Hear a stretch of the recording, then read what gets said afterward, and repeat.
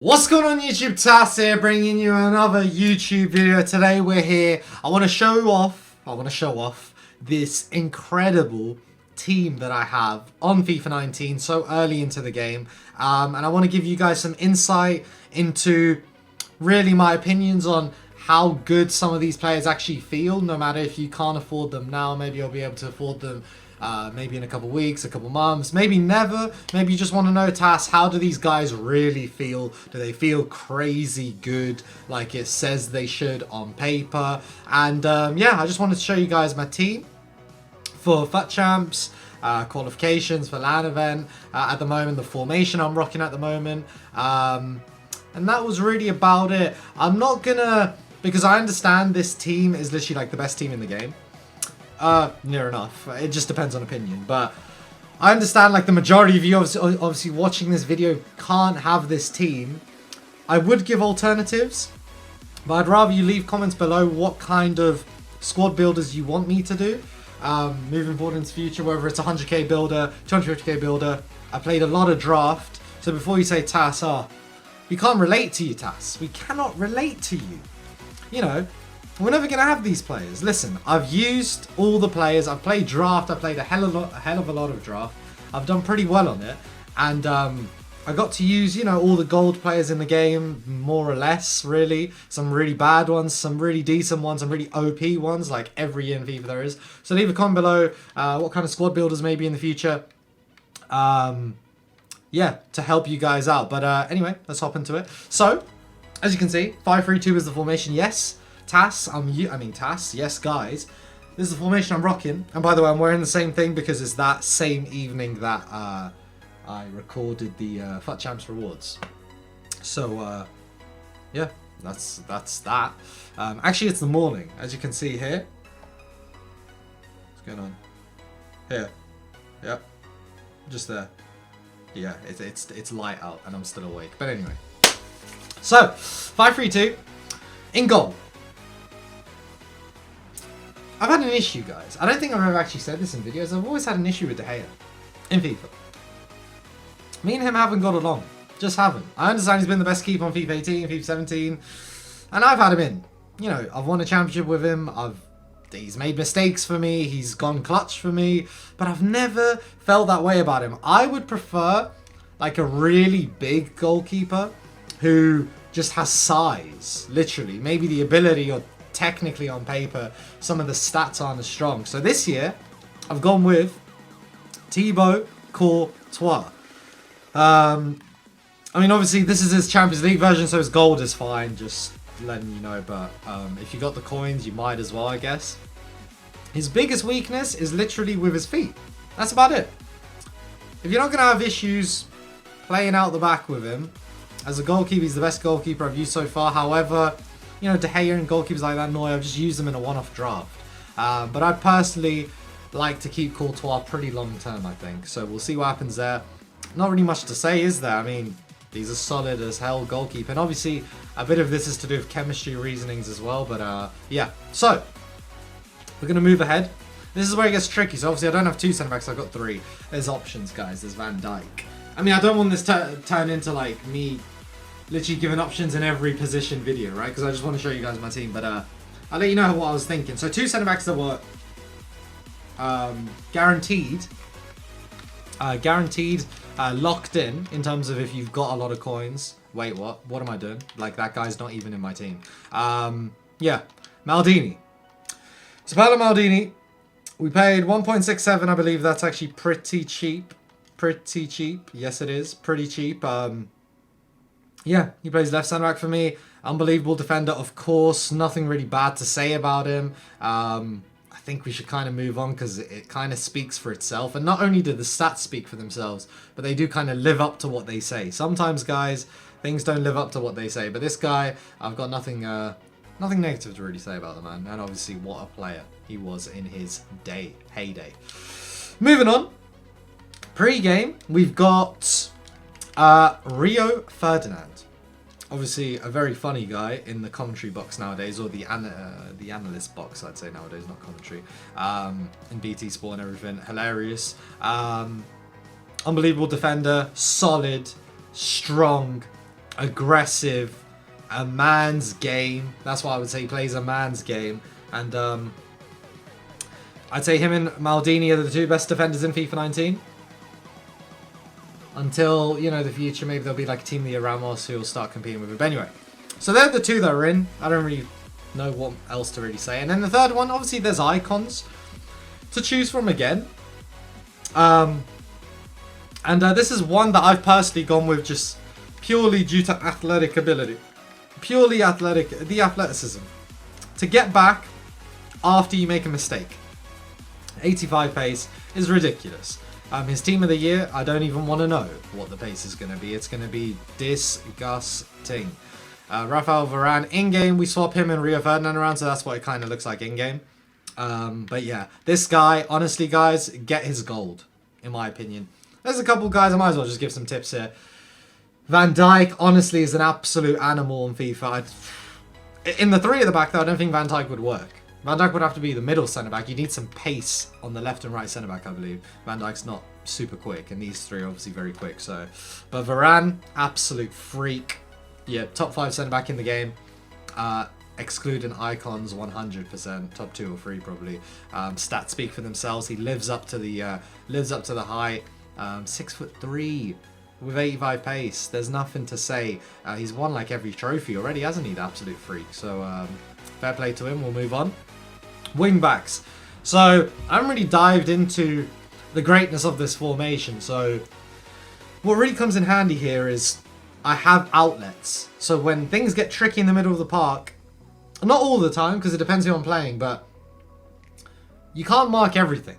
You can't mark everything. So the wing backs are sometimes left wide open, and this year you can cross it more than last year, so it's actually relevant to have people out wide because you can just whip it in. Whereas before you would, you know, cut back inside and never be able to just dink the ball into the box and see what happens. So the wing backs are huge here.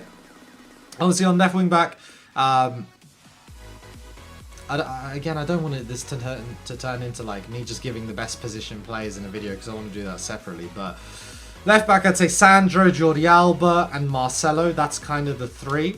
And we've gone with Hezomela Jello, favourite colour, yellow. Right? I'm pissed about, by the way. That's there's a YouTuber I watch who says that about a basketball player. And his name's Marcelo, and it kind of rhymes with the basketball player. But anyway, I'm getting a hell of a lot off topic right now. Marcelo, we've gone with the Champions League version. On paper, I was worried. 1. EA made him high-low this year. 2, well, they increased his skill moves, which is thank you very much, but they made him high-low, which is a negative. And his pace, I don't know, maybe last year they made him a bit slow as well, I think, but it just obviously isn't that great. And sometimes fullbacks, you know, you need just that raw ability to get back and, you know, mark the space as quick as possible. But the guy's an absolute baller. With my situation, I need my wingbacks to be talented. So, meaning when they get the ball, at least one of the two needs to be very technically gifted to have very good crossing and stuff like that. And he's better than Sandro at all that. And obviously when Marcelo gets a Team of the Year, it's going to be over.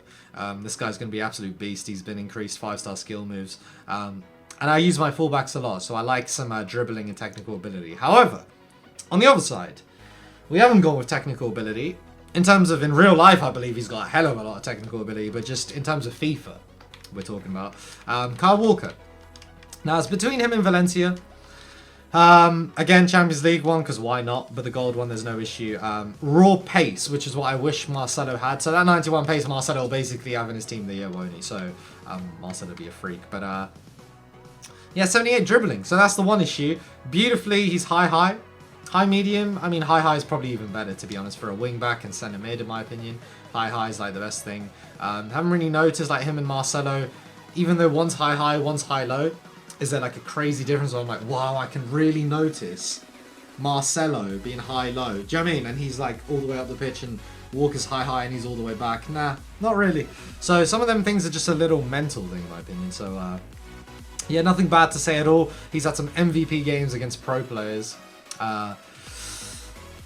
Yeah, I mean, you know, it's still up for debate, him and Valencia. Honestly, it's up for debate. It's not a done deal. I mean, the same with Marcelo. Marcelo and Sandro is not a done deal. Not a done deal. Until that team of the year comes out of Marcelo, it's not a done deal between Marcelo and Sandro. It literally comes down to your formation and what you need for that formation and what you need for your play style. You know? If you don't use the fullbacks much anyway, then you might as well think defensive, to be honest, and go for just someone who, you know, when they try attacking your fullback, they're ready. And Sandro is obviously better than Marcelo at that. A little bit, but we'll move on. Honestly, from a change perspective, is there anything I'd like to change? Not really.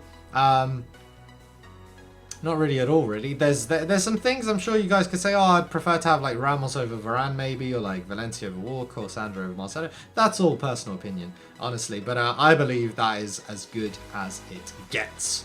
So, moving on. Move on to the centre mid. So, we'll just go straight in. The captain. The guy who makes us tick. The guy who gets us game after game after game. Consistency. Consistency, ladies and gentlemen. Patrick Vieira. I got him hell of a lot of cheap. I mean, I don't know what I've just said, but I got him for a freaking cheap amount. Goes for, yeah, I mean, he probably doesn't go for that much. Goes for like 100, 200k less, but gone for 2 mil. Wasn't fresh, unfortunately, but how many games has he played so far? Played 120, you know, he's not got many goals or assists. It's not that he can't shoot, he can. But he's not there to do that. He's there to be a captain and to get the morale going for the rest of the team and make them clutch tackles, interceptions, blocking spaces up on the pitch. The best all-round, you know, centre mid CDM-ish player ever FIFA's ever had, to be honest. So, yeah. And then moving on, we got his duo. They're a duo. Honestly, they're a package. One's the offense, one's the defense. One's...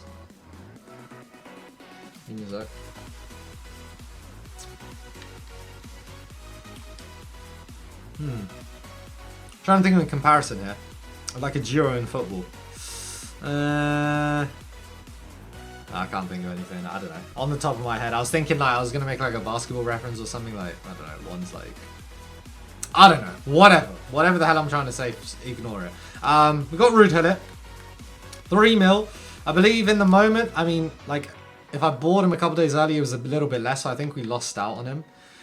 Although he's gone up now, but I remember seeing him up for like 2.8, and I was hesitating to buy him quite a while ago now, not recently, but yeah. So unbelievable player. If I even could have the prime, would I have the prime? Probably not. Probably not. I like this one. So I understand the other one has better finishing, but he's a bit slower. So purely for the pace, even though I understand the defending's better, we'll take the defending on the card at the moment. We'll take the pace and we'll run away with it. So them two are a little duo. That really is now making our team click in midfield. We got to... There's always been this issue in FIFA. When you got 3 centre mids and you got all the coins in the world, after Gullit and Vieira, who is this third guy? Who's this third guy? I've tried a couple guys. Tried Socrates. Tried, not tried him, but just, you know, Balak, you know, these kind of options. But you know who we're going with? I'm sick and tired of it, guys. Last year, I didn't have this guy. I'm a fraud. For not putting this man in. He's just recently came in. 7 games, 5 goals, 2 assists. Most of them games are in division rivals as well, because I just played them tonight. What a human being. He's here, right? He's only going to go if the formation changes. Simple. If I have 3 centre mids, Thierry Henry is playing for me. Fact. Quote me on that. Clip me when I'm a fraud. If I've got 3 centre mids, Thierry Henry is that third centre mid. Now, if I go to a formation that's 2 centre mids, I'm going to have Gullit Vieira, right? So, unfortunately, Henry's going to have to drop. The beauty of Henry. The other formation I love, 3-5-2. I'm going to do like a top 5 formations video. On my opinion, obviously. But another formation I do like a lot would be the 3-5-2, the transition from the 5-3-2 to the 3-5-2. And Henry can go on the wing. Marcelo can go on the other wing. Gullit Vieira in the middle. Sub off Walker for Messi or someone like that at Cam. And then we got these 2 bad boys up front. So let's just get straight to the choice. Do you know what I mean? This is what we're here for. We're not messing about here. We got... Hang on. Ronaldo, Luis Nazario de Lima. Right? That's who we got, right? Prime.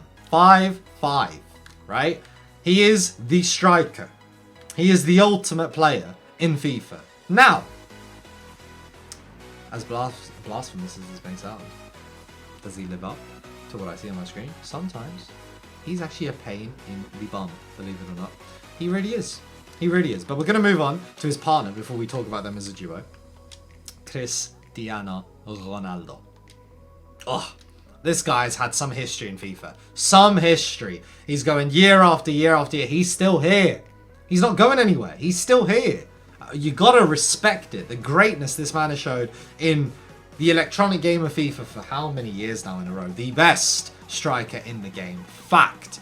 Better, or not necessarily better, more important than Brazilian Ronaldo. 100%. The athletic ability, the leaping, the absolute clutch factor that this man brings to the table.